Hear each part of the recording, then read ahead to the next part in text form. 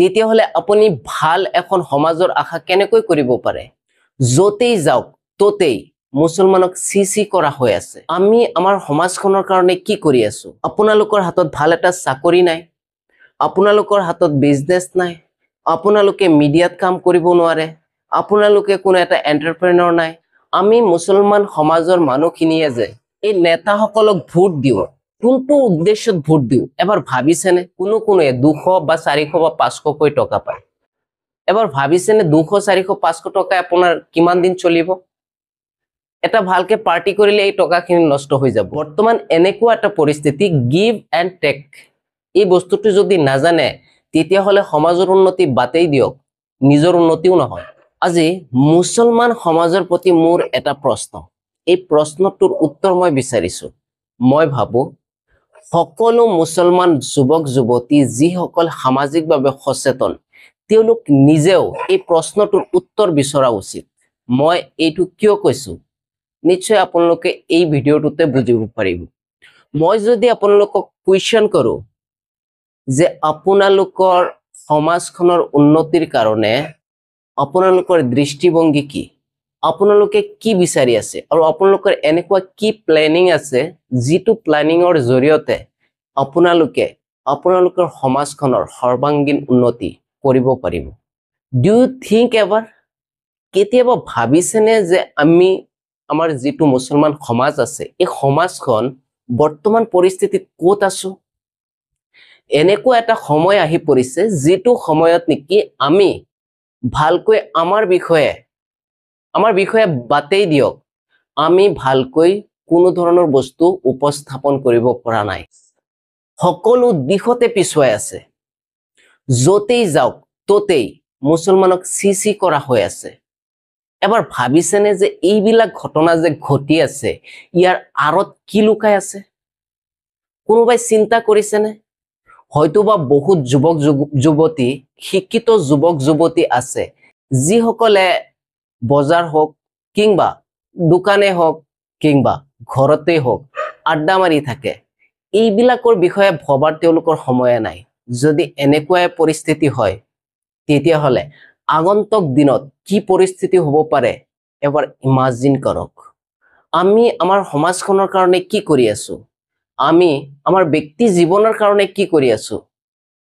আমি আমাৰ উত্তৰ পুৰুষসকলৰ কাৰণে কি কৰি আছো বা আমি কি কৰিম? তেওঁলোকৰ ভৱিষ্যত জীৱনৰ কাৰণে আমাৰ কি পদক্ষেপ আছে? আজি আমি বস্তুবিলাক বুজি পাওঁ, কালি তেওঁলোকে বুজি পাব, বাট আমি তেওঁলোকৰ কাৰণে কি দি গৈ আছো যিটো লৈ কেনে তেওঁলোকে সন্তুষ্ট হ'ব? Do you ever think about it? কেতিয়াবা ভাবিছেনে যে এইটোৰ বিষয়ে কেনেকৈ এই বস্তুটো কি হ'ব? আপোনালোকৰ হাতত ভাল এটা চাকৰি নাই, আপোনালোকৰ হাতত বিজনেছ নাই, আপোনালোকে মিডিয়াত কাম কৰিব নোৱাৰে, আপোনালোকে কোনো এটা এণ্টাৰপ্ৰেনৰ নাই, কোনো এটা ইঞ্জিনিয়াৰ নাই। কি সমাজখনৰ ভিতৰত চাওকচোন এবাৰ কি দিব পাৰিছে আপোনালোকে? নিজৰ দেশখন বাতেই দিয়ক, নিজৰ ঘৰখনক কি দিব পাৰিছে? নিজৰ সমাজখনক কি দিব পাৰিছে? মই বিশেষকৈ কেইটামান বস্তু কম যে আমাৰ যিসকল মুছলমান ল'ৰা ছোৱালী আছে এওঁলোকে ইনকাম কি কৰি আছে নকৰি আছে সেইটো বেলেগ এটা কথা, বাট সামাজিক কামবোৰৰ প্ৰতি এওঁলোক বহুতেই দুৰ্বল। সকলো কামতে পইচা বিচৰা এইটো ভাল লক্ষণ নহয়। পইচা কাম কৰিলে পইচা বিচাৰিবই লাগিব, বাট লগতে আমি এনেকুৱা কিছুমান কামো কৰিব লাগিব যিটো সমাজৰ কাৰণে ভাল, বাট তাত কোনো ধৰণৰ লাভালাভ নাই। এতিয়া প্ৰশ্ন হৈছে এই যে আমি চাৰিওপিনে ইমান দুৰ্বল হৈ আছো, ইয়াৰ আঁৰত থকা মেইন উদ্দেশ্যটো কি? ইয়াৰ মেইন কাৰণটো কি এবাৰ ভাবিছেনে? জাষ্ট ইমাজিন ওৱান্স কি হৈ আছে বস্তুটো। এই আটাইবিলাক বস্তুৰ যদি সমাধান বিচাৰে তেতিয়াহ'লে ইয়াৰ আঁৰত সকলোতকৈ প্ৰথম যিটো কাৰণ আছে এইটো হৈছে ৰাজনীতি। পলিটিকেলি যদি আপোনালোকে সক্ৰিয় হ'ব নোৱাৰে তেতিয়াহ'লে নিজৰ সমাজখন বাদেই দিয়ক, নিজৰ ঘৰখন চলাত অসুবিধা হৈ পৰিব। এণ্ড মাৰ্ক মাই ৱৰ্ড, এতিয়া বহুতেই ক'ব ভাই ৰাজনীতি ভাল মানুহে নকৰে, এইবিলাক বাদ দিয়কহে।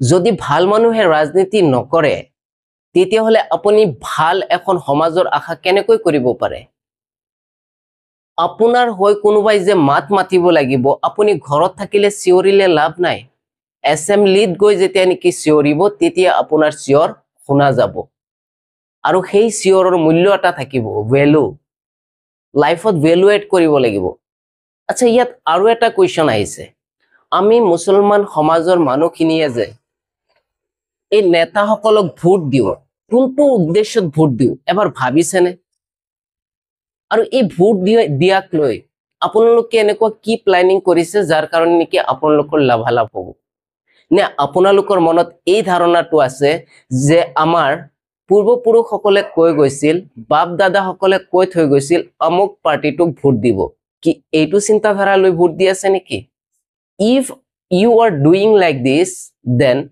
you are totally wrong যদি আপোনালোকে এইটো ভাবি কেনে কাৰোবাক ভোট কৰি আছে তেতিয়াহলে সম্পূৰ্ণৰূপে আপোনালোক ভুল আমাৰ উদ্দেশ্য এইটো হ'ব নালাগে হয়তোবা কোনোবাই এনেকুৱা কোৱাৰ আৰত তেতিয়া কোনো এটা পৰিস্থিতি আছিল বাট বৰ্তমান আমি বৰ্তমানৰ পৰিস্থিতিটো চাই কেনে ইয়াত আমাৰ সিদ্ধান্ত লোৱা উচিত মই এইটো কোৱা নাই আপোনালোকে নিৰ্দিষ্ট এটা পাৰ্টিক ভোট দিয়ক বা নিৰ্দিষ্ট এটা পাৰ্টিক ভোট নিদিব আপোনালোকে যিকোনো পাৰ্টিক ভোট দিব পাৰে বাট এট দা এণ্ড আমাৰ যেটো উদ্দেশ্য থাকিব এই উদ্দেশ্যটো থাকিব আমি সেইজন ক্যান্ডিডেটকে ভোট দিম তেও যি দলৰ পৰাই নহওক যিয়ে আমাৰ সমাজখনৰ উন্নতিৰ কাৰণে কাম কৰিব যেতিয়া ইলেকশন আহে ইলেকশনৰ সময়ত হয়তোবা কোনো 200 বা 400 বা 500 কৈ টকা পায় এবাৰ ভাবিছেনে 200 400 500 টকা আপোনাৰ